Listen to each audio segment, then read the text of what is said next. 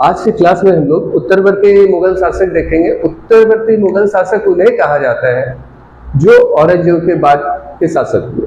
औरंगजेब की मृत्यु हम देखते हैं कि 1707 ईस्वी में हो जाती है और उसके बाद जितने भी मुगल काल में शासक हुए, कमजोर आयोग, मेल मिलाप की नीति अपनाने वाले, कहीं भी झुक जाने वाले, किसी की भी बात मानने वाले, और यहीं से हमारे भारत के इतिहास का टर्निंग पॉइंट स्टार्ट होता है, जिस वजह से अंग्रेजों को इकोनॉमिकल में तो पहले ही वो कंट्रोल कर चुके हैं, अब पूरी तरह से पावर कंट्रोल करने की है।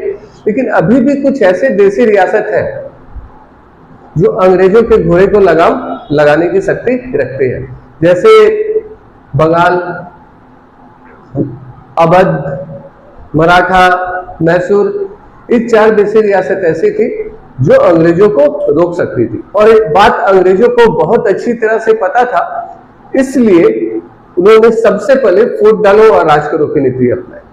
उन्होंने क्या किया, पहले तो देसी रियासतों को आपस में लड़ाया, जैसा कि हमने देखा ब्रिटेन और फ्रांस में आपसी लड़ाई हुई, वर्चस्व की लड़ाई हुई। वर्चस्व की लड़ाई में ब्रिटिशर्स जीतते हैं और अपने अपने पसंद के नवाब बैठाते हैं कि उनका काम कुछ भी जल्दी में हो जाए।